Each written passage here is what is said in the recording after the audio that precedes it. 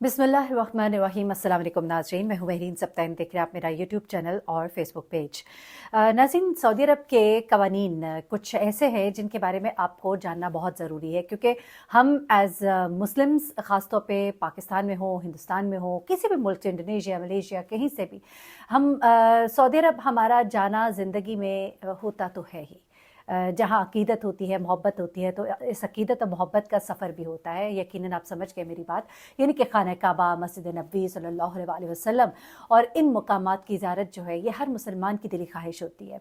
ऐसे में लोग जब सऊदी अरब जाते हैं तो कई दफ़ा ऐसा होता है कि कवानीन को ना जानने की वजह से बड़ी मुश्किल का सामना उन्हें करना पड़ जाता है।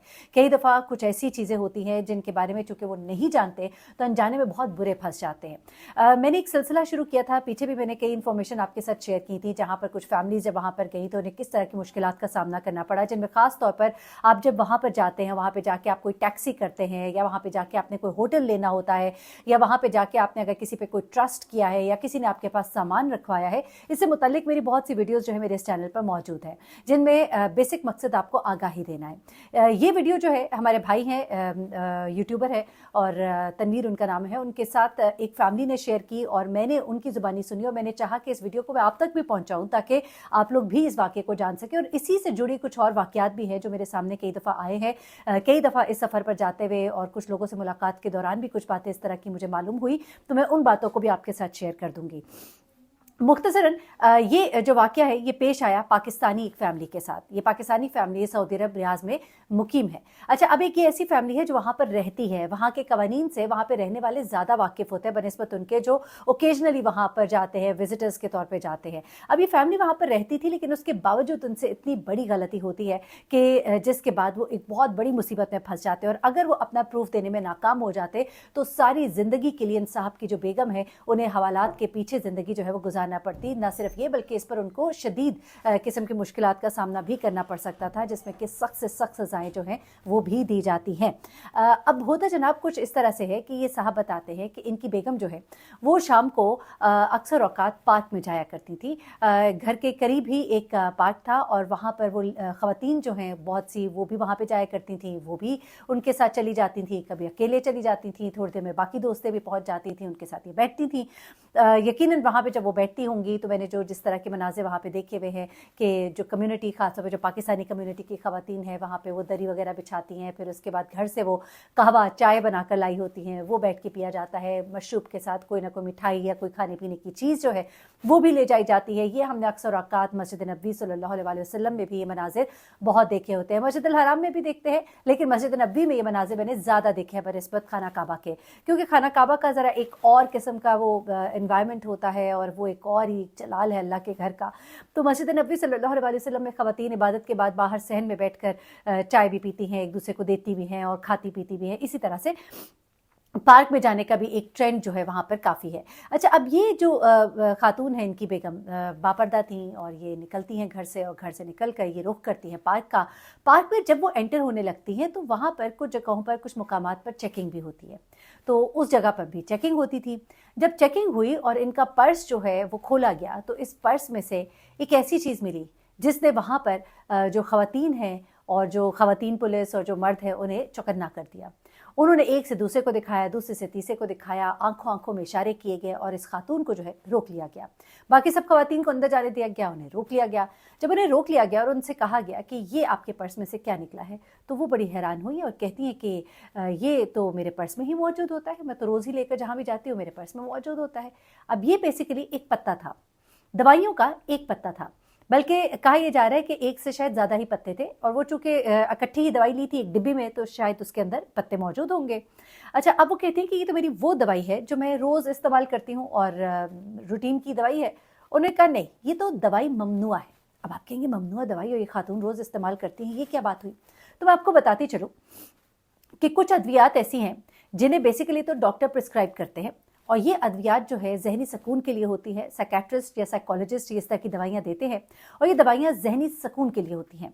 लेकिन आपको शायद मालूम नहीं होगा ये कि बहुत ज़्यादा ट्रेंड सऊदी अरब में है, बाकी ममालिक में भी होता है। जो नशा करते हैं वो लोग इन चीज़ों को बड़े अच्छे से जानते हैं, लेकिन सऊदी अरब में नौजवान और इवन बूढ़े अफराद जो है, मैं एक रिपोर्ट पढ़ी थी उसमें नशे की जो इकसाम है उनमें ये जो अद्वियात जो ज़हनी सुकून देती हैं उनका इस्तेमाल जो है वो बताया जा रहा है बाकी नशावर अशिया के मुकाबले में इसका तनासुब इतना ज़्यादा है कि अगर 40% ये इस्तेमाल होती हैं तो 60% दीगर टाइप के नशे की चीज़ें हैं। आप समझ सकते हैं जिसमें कि हेरोइन, कोकेन और हर तरह की चीज़ आती है। तो 40% ये अप्रोचेबल आइटम्स में कहा जाता है ये दवाइयाँ होती हैं जो कि नशे के लिए इस्तेमाल की जाती हैं। अब दवा के तौर पे तो आप एक आध इस्तेमाल करते हैं, लेकिन जो लोग इसको नशे के लिए इस्तेमाल करते हैं वो 5, 6, 10, 12 इस तरह से भी इस्तेमाल करते हैं और वो इसके एडिक्ट हो जाते हैं।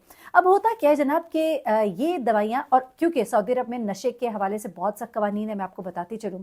नशावर अद्वियात जो है इसके ऊपर फांसी जैसी सजाएं हैं, बड़ी सख्त सजाएं हैं, सर कलम करने की सजाएं हैं। तो इसमें आपको बहुत मोहतात रहने की ज़रूरत है। अब इन्होंने कहा ये तो मेरी डेली रूटीन की दवाई है और साइकेट्रिस्ट है, साइकोलॉजिस्ट ने ये मुझे प्रिस्क्राइब की है बाकायदा।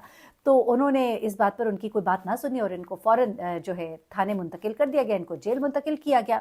इनके शौहर को जैसे ही इत्तला मिलती है वो भागे भागे पहुंचते हैं घर से, वो उनकी मेडिसिन की जो प्रिस्क्रिप्शन थी वो भी लेते हैं, बाकी दवाइयाँ भी लेते हैं, वहाँ पहुँचते हैं, उनको जाकर दिखाते हैं। उनको उम्मीद होती है कि यकीनन वो देखकर समझेंगे और मेरी बीवी को छोड़ देंगे, लेकिन वो उनको नहीं छोड़ते। उनके शौहर को कहा जाता है कि आप जाइए, हम अपनी बाकी की जो कार्रवाई है वो करेंगे और फिर आपको बताएंगे। इनके शौहर कहते हैं मैं उनकी बड़ी मिन्नत समाजत भी करता हूँ, उनको समझाता भी हूँ, डॉक्टर का नंबर भी देता हूँ, लेकिन वो ये कहते हैं कि भाई अगर ये दवाई थी भी तो ये इतनी ज़्यादा दवाई इनके पास क्यों मौजूद थी, और अगर इतनी ज़्यादा ये मौजूद थी तो ये इनके घर में होनी चाहिए थी ना, ये पार्क लाने की क्या बात है।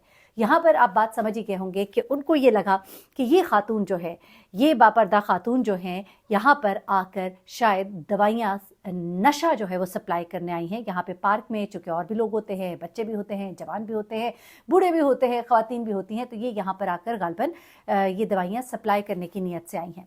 अब इस पर काफ़ी ठीक इंक्वायरी होती है, इंक्वायरी बिठाई जाती है, उसके बाद वो साहब समझते हैं कि शायद 1 दिन, 2 दिन, 3 दिन, लेकिन नहीं जनाब, 3 हफ्ते का टाइम लग जाता है। ये खातून यानी खातून खाना जिन्होंने घर से बाहर ही कदम शाज़ो नादिर निकाला होता है, उनकी अप्रोच से फकेले पार्क तक ही थी, वो जो है 3 हफ्ते जेल की सलाखों के पीछे गुजारती हैं और इनके मासूम बच्चे जो है वो घर पर होते हैं।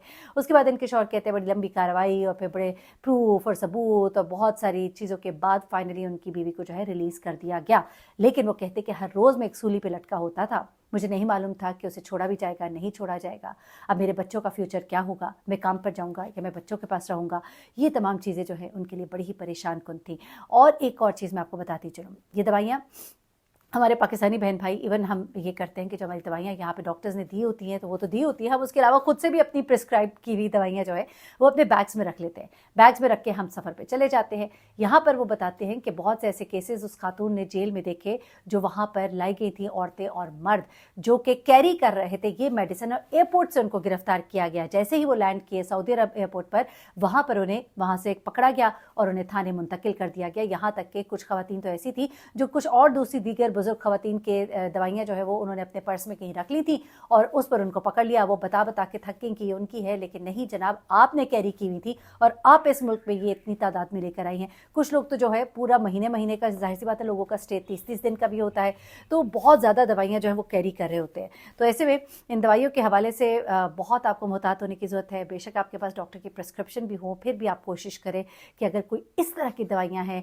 जिनको इस तरह की चीज़ों के साथ एसोसिएट किया जाता है, आप डॉक्टर से डिस्कस करें और अगर तो हो सके तो उसको आप ऑल्टरनेट अगर कोई वहाँ से ले सके वहीं के डॉक्टर के प्रिस्क्रिप्शन पर तो ही बेहतर होगा। और फिर उसको लेकर आप कैरी ना करें, यानी कि मस्जिद नबवी जाना है, आपने मस्जिद अल हराम जाना है तो वहाँ पर आप लेकर ना जाएं, बल्कि उसको अपने होटल तक महदूद रखें ताकि आप भी किसी भी बड़ी मुसीबत से बच सके, क्योंकि ऐसा कि बहुत से केसेस जो है वो रिपोर्ट होते हैं, लेकिन इसकी इंटेंसिटी इतनी ज़्यादा भी हो सकती है। मैं तो सुन के हैरान रह गई, मैंने चाहा आपके साथ शेयर करूँ, सदका जारिया के तौर पर इस वीडियो को आगे भी लोगों के साथ शेयर कीजिएगा। अपना बहुत ख्याल रखिएगा, दुआ में याद रखिएगा। अल्लाह हाफ़िज़।